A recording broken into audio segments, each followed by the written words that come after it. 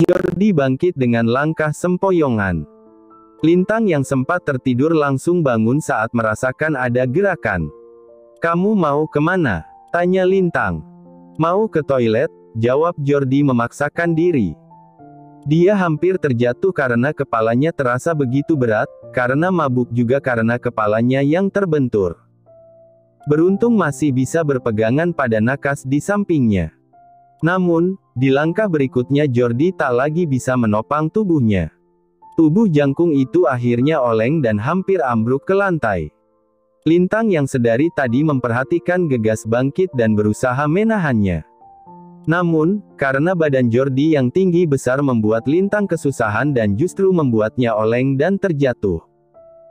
Lintang yang kaget malah berpegangan pada tangan Jordi hingga mereka jatuh bersamaan. Tubuh Jordi yang besar tepat menimpa Lintang yang jatuh terlentang. Wajah mereka tepat berhadapan. Jantung Lintang berdebar cepat ketika melihat wajah itu begitu dekat. Napasnya tersengal karena menahan beban berat di atasnya. Jordi membuka matanya perlahan. Mata itu memicing saat ingatannya sedikit sadar. "Lintang," gumamnya heran, alkohol masih menguasai alam sadarnya.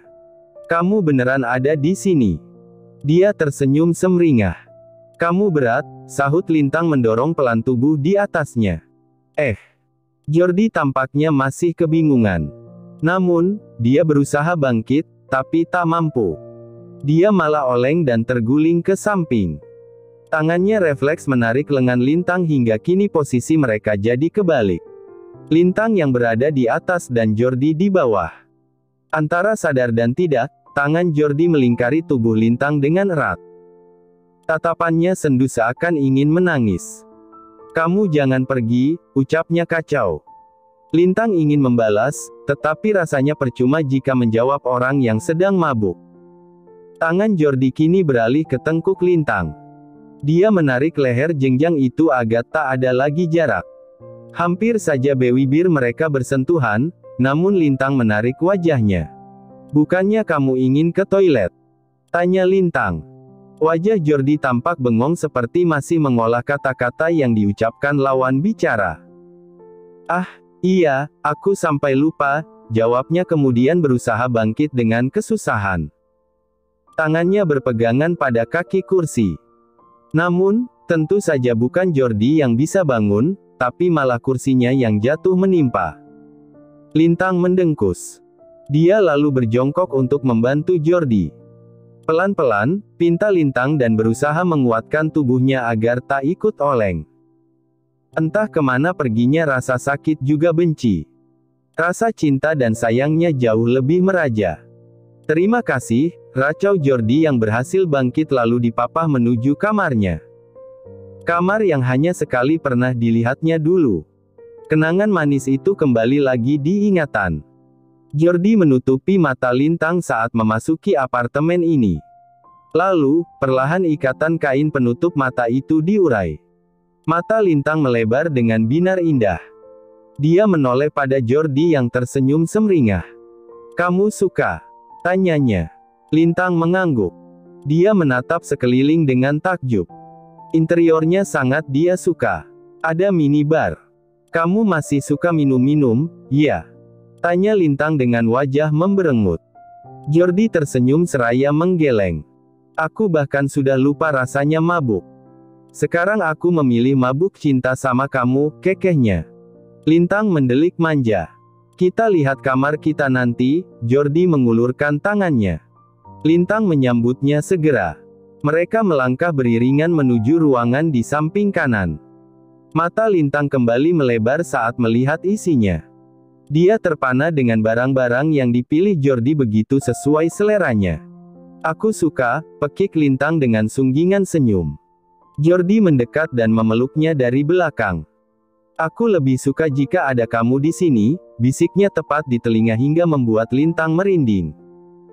"Kamu genit," desah Lintang yang merasakan sebuah sensasi ketika tangan Jordi menjalar nakal. Lelaki itu tak menjawab. Dia malah menarik pinggang Lintang hingga mereka tak berjarak. Keduanya bisa merasakan embusan napas masing-masing. Jordi semakin mendekatkan wajahnya dan mereka saling menikmati setiap adegan yang tercipta.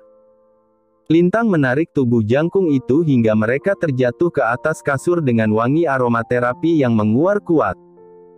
Pergumulan mereka semakin lama semakin jauh, hingga hampir saja mereka melakukan yang tak seharusnya. Bahkan Lintang tak mampu menolak. "Maaf, aku sudah melewati batas," desah Jordi dan menutupi tubuh Lintang dengan selimut, meski tubuh itu tak 100% terbuka. Lintang tersipu malu. Dia juga tak menyalahkan Jordi, karena dia pun tak menolaknya. Keduanya gegas mengenakan kembali pakaian yang sempat dibuka. Jordi membuang muka dan keluar dari kamar menuju dapur. "Kamu mau ngapain?" tanya Lintang yang menyusul ke dapur. "Mau buat makan siang. Kamu mau dibikinin apa?" Jordi menoleh sekilas dan kembali mengeluarkan sayuran dari kulkas. "Aku mau belajar." "Boleh," tanya Lintang berdiri bersisian. Jordi mengangguk dan membiarkan Lintang memegang pisau. "Aku nggak tahu gimana motongnya." "Kamu kasih tahu, ya," pintanya. Bukannya menjawab, Jordi kini memosisikan dirinya tepat di belakang sang kekasih dan memegang tangan Lintang yang kaku memegang pisau. "Begini," bisik Jordi mulai menggerakkan tangannya membimbing Lintang memotong sayuran. Wanita itu bukannya melihat ke arah sayuran, tapi malah menoleh pada Jordi dan menatapnya tak berkedip. "Fokus. Nanti jarimu bisa keiris," ucap Jordi lirih. Meski begitu, Lintang bisa merasakan debaran jantung Jordi yang terasa cepat. Wanita itu melengos malu. Wajahnya semerah tomat. "Nggak diliatin, juga, aku tetap ganteng," ucap Jordi menggoda. "Ish, pede banget," Lintang mendelik lalu tertawa. Kenangan itu begitu jelas dan manis di ingatan. "Aku keluar dulu," ucapnya setelah mengantar Jordi ke dalam toilet. Lelaki itu hanya bergumam. Sambil menunggu, Lintang duduk di pinggiran kasur itu lagi. Kasur yang menjadi saksi ketika dirinya hampir melewati batas bersama Jordi. Lintang memindahi setiap benda itu lagi. Melihat sikap Jordi saat mabuk, Lintang yakin jika lelaki itu menyembunyikan sesuatu darinya. Meski menjauh, tetapi seolah terpaksa. Cukup lama Jordi berada di kamar mandi. Namun, Lintang tak berani menyusul. Setelah lewat setengah jam, Lintang mulai khawatir. Rasanya tidak mungkin jika buang air kecil selama itu. Jordi. Lintang memanggil sambil menggedor pintu kamar mandi. Sama sekali tak ada jawaban. Dia kemudian memutar knopnya. Beruntung Jordi tidak menguncinya. Mata Lintang langsung menangkap sosok Jangkung itu terkapar di lantai kamar mandi. "Jordi!" Pekiknya kaget dan berusaha mengangkat tubuh itu agar terduduk. Sepertinya Jordi muntah-muntah sebelum jatuh pingsan. Telapak tangannya terasa dingin sekali. Lintang berusaha menyeret tubuh besar itu hingga ke tempat tidur. Dia lalu menyekanya dengan air hangat. "Kamu panas sekali," ucap Lintang saat tangannya beradu dengan kening Jordi. Sepertinya karena makanan dan obat yang diminumnya keluar lagi. Baju Jordi juga kotor terkena muntahan. Ragu-ragu, akhirnya Lintang memutuskan untuk membukanya. "Maaf," ucapnya dan mulai melepas satu persatu kancingnya.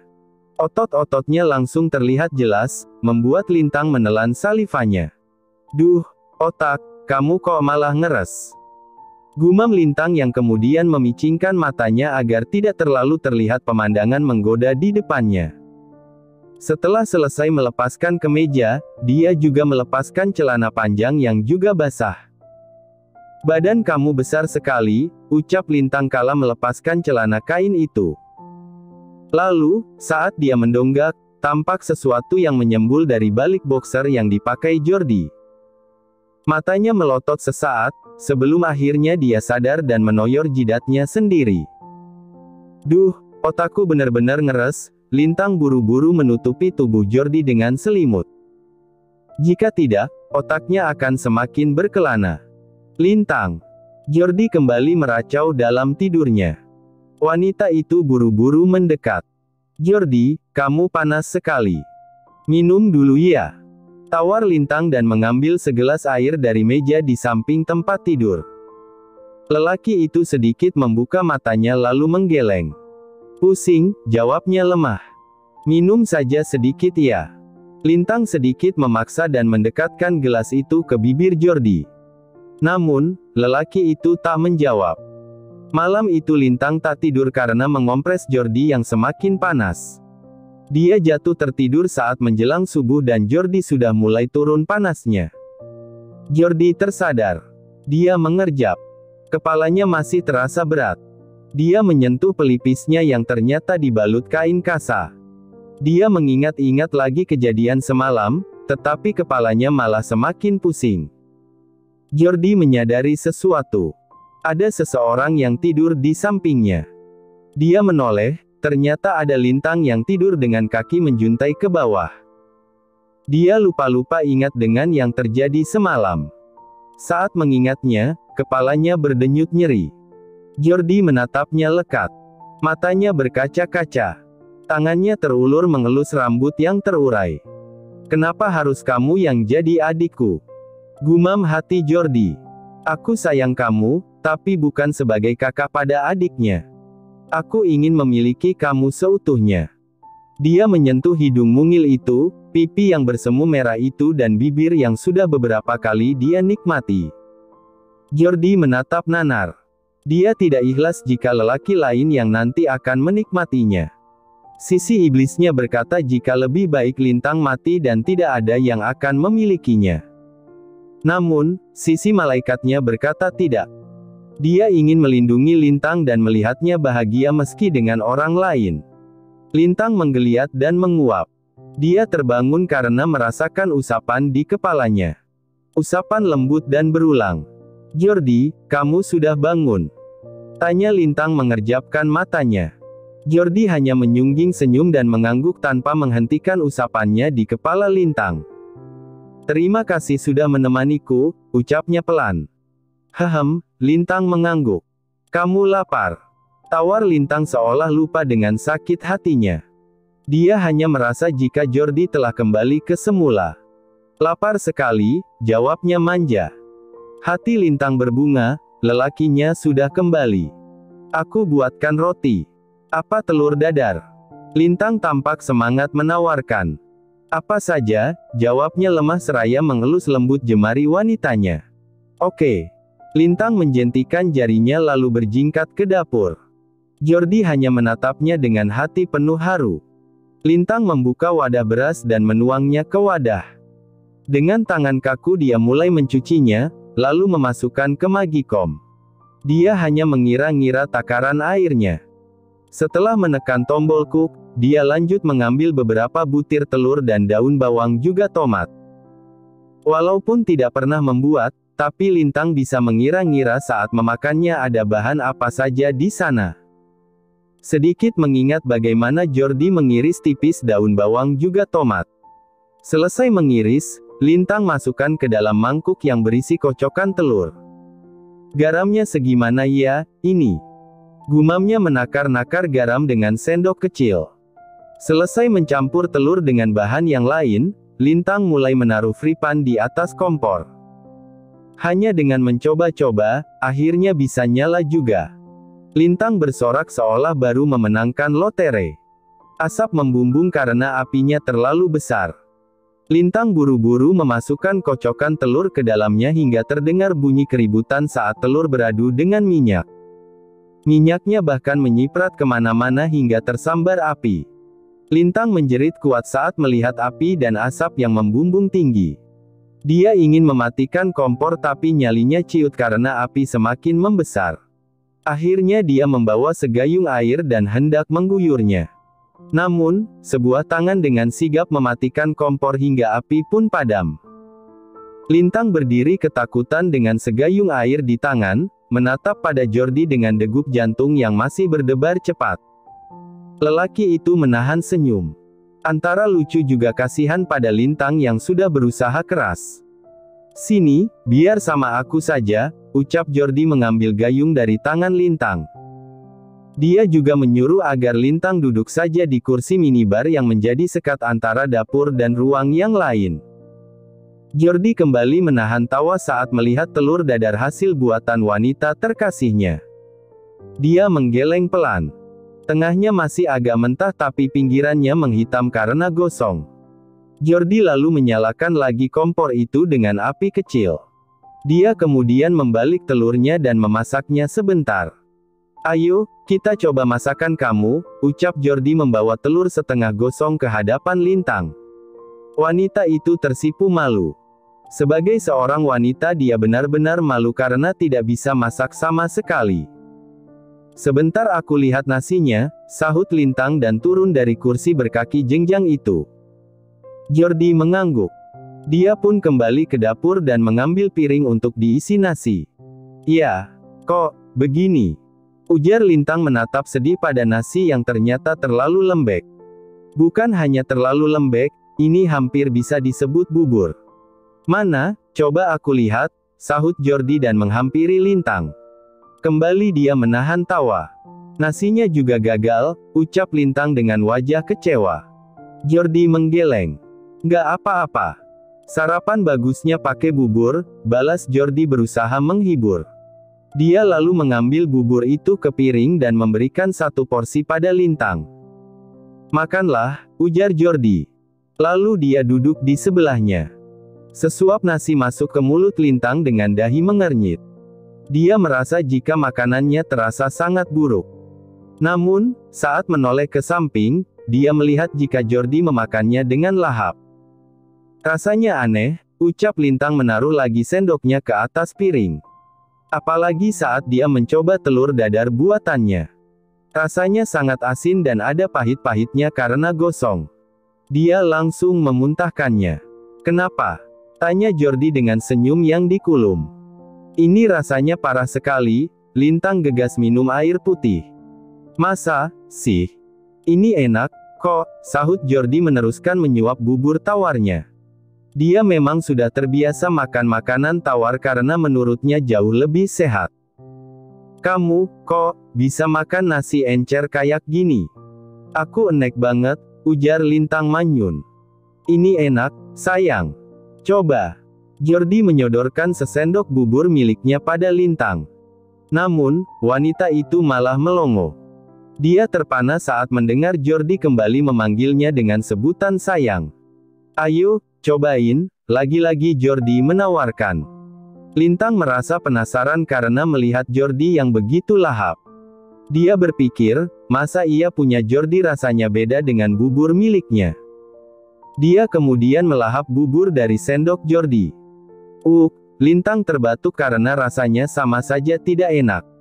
Apalagi bubur milik Jordi sudah dicampur dengan telur gosong, hingga rasanya semakin aneh. Segelas air akhirnya bisa menghilangkan rasa enek di mulutnya. Jordi menahan tawa menatap wanita di sampingnya. Lintang meminta Jordi menunggu di sofa, sementara dirinya ingin belajar mencuci piring. Jordi mengiyakan. Dia kemudian duduk selonjor di depan TV. Kepalanya yang terasa berat dia sandarkan.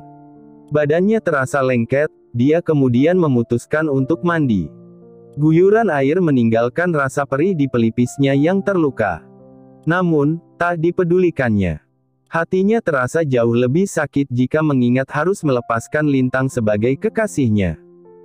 Jordi bingung, harus mengatakan apa pada Lintang nanti. Tidak mungkin jika dia melanjutkan hubungan cinta yang mustahil. "Kamu abis mandi?" tanya Lintang saat melihat Jordi keluar dari kamar dengan keadaan segar. Penampilannya sederhana, hanya memakai kaos oblong dan celana selutut. Lelaki itu mengangguk. "Aku tadi pesan makanan lewat aplikasi online." "Ayo, kita makan," ajak Lintang menarik lengan Jordi. Desir itu masih sama. Sama sekali tak berubah meski sudah tahu kebenarannya. Jordi ingin menepis tangan itu, tapi tak tega. Lintang mengajaknya duduk di sofa. 2 kotak berisi roti isi dan salad ada di sana. "Ini buat kamu," Lintang menyerahkan satu sandwich pada Jordi. Lelaki itu menerimanya dengan rasa tak menentu. Meski begitu dia mulai memakannya. Kenapa kamu mendadak menghilang kemarin? Tanya Lintang menoleh pada lelaki di samping. Mata Jordi melebar seketika. Seperti dugaannya Lintang akan menanyakan hal itu. Kenapa kaget? Aku cuma nanya, kamu kemana waktu itu? Kenapa nggak ngasih kabar sama aku? Cecar Lintang sambil menggigit sandwich miliknya. Terdengar embusan napas kasar dari mulut Jordi. Dia menelan salivanya berat. Seberat beban yang kini berada di pundaknya. Kok, malah diem? Lintang masih menunggu jawaban. Nggak apa-apa, kok. Aku hanya sedikit stres dengan pekerjaan. Jordi masih tampak kebingungan mencari alasan. Lalu Berta. Telisik Lintang. Jordi tersentak kaget. Kemana dia? Kenapa kamu malah nelpon aku, kalau kamu sekarang balikan sama mantan kamu, sindir Lintang. Jordi melengos. Dia pulang ke Itali, jawabnya. Kenapa? Tanya Lintang. Dia juga sama dengan wanita lain, mengharapkan aku menikahinya. Jordi menoleh dengan delikan. Kenapa kamu berubah? Baru saja kamu memutuskan kita menikah. Memesan baju pengantin juga cincin. Lalu, kamu menghilang dan berubah begitu saja, kata Lintang. Jordi terdiam sejenak sebelum memulai kembali obrolan. Aku bukan tiba-tiba berubah. Sebelumnya, aku telah lama berpikir tentang kebiasaan burukku di masa lalu. Aku terlalu sering gonta-ganti wanita. Aku takut jika nanti kebiasaan itu terbawa sampai kita menikah, ungkap Jordi berbohong. Lintang menghela napas dalam dan menyandarkan punggungnya ke sofa. Matanya tak lepas dari wajah Jordi yang terlihat kikuk.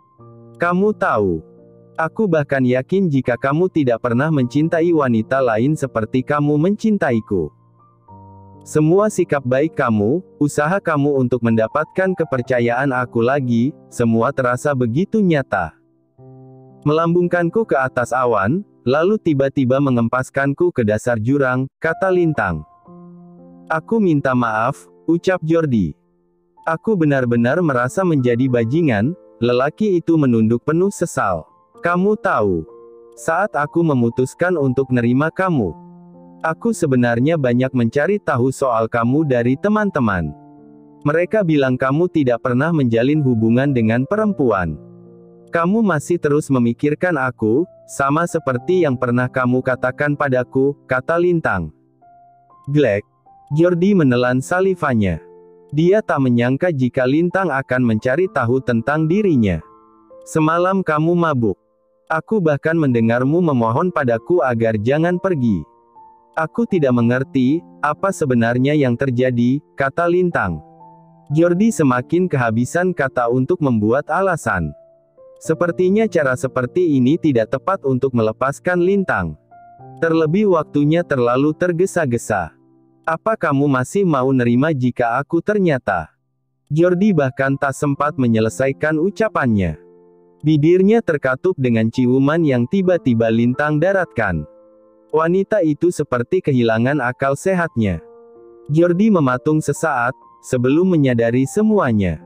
Hatinya kembali teriris perih. Bibir itu seolah candu yang harus disudahi. Namun, hati kecilnya menolak. Haruskah dia mengenyampingkan norma agama? Membawa kabur Lintang ke suatu tempat yang tidak akan ada yang mengenal mereka, lalu hidup bersama tanpa ada larangan. Otak Jordi ingin menghentikan aksi Lintang, namun yang dia lakukan justru sebaliknya. Dia bahkan terlintas ingin membuat Lintang hamil agar terpaksa harus menikah. Mereka semakin lepas kendali. Rasa rindu yang tertahan membuat mereka tak bisa menahan lagi. Jordi tak lagi pedulikan apa yang akan terjadi nanti. Kita harus hentikan, sebelum melewati batas, bisik Jordi dengan napas tersengal. Meski hasratnya memuncak, tetapi logikanya masih berjalan. Dia tidak mau menyakiti Lintang dengan cara curang seperti itu. Jika suatu saat Lintang tahu kebenarannya, dia pasti akan sangat membencinya. Kita menikah saja, tuntut Lintang menatap lekat manik coklat di hadapan. Bibir Jordi gemetar. Lidahnya keluh tak dapat menjawab. Tidakkah kamu merasa jijik jika membayangkan aku pernah melecehkanmu dulu? Tanya Jordi. Bukankah kamu sudah menyesalinya? Untuk apa kita bahas lagi? Jawab Lintang. Ah, iya. Baiklah, Jordi tampak gugup. Kamu membuatku seolah tidak pernah jatuh cinta sebelumnya. Aku tidak pernah mencintai seseorang seperti aku mencintaimu saat ini, desah Lintang dengan jari tangan menelusuri wajah tampan itu. Sungguh demi apapun, Jordi ingin sekali membawa Lintang ke suatu tempat di mana tidak akan ada yang menemukan mereka di sana. Kenapa kamu nggak jawab? Tanya Lintang. Apa kamu masih cinta sama aku? Tanya Lintang lagi. Sangat, bisik Jordi lirih. Suaranya sedikit serak. Dia lalu membalas Lintang dengan usapan yang sama di wajah cantiknya. Jangan tinggalkan aku lagi, pinta Lintang dengan wajah memerah. Aku telanjur sayang sama kamu, tambahnya. Jordi hanya bisa menjawab dengan anggukan. Kita jalan, yuk, ajak Lintang penuh semangat. Kemana? Tanya Jordi. Ke daerah pegunungan. Kita hiking. Sebelum kita menikah dan aku hamil, keke Lintang dan membuat Jordi menelan salivanya. Harapan Lintang sudah jauh ke depan, sementara hubungan mereka harus segera diakhiri, meskipun Jordi masih mencari cara yang terbaik. Dia tahu, Lintang masih butuh waktu. Bukan hanya Lintang, tapi dirinya sendiri juga belum siap kehilangan wanita yang sangat dicintainya. Ayo, Jordi pun ikut bangkit. Iyal. Pekik Lintang bahagia.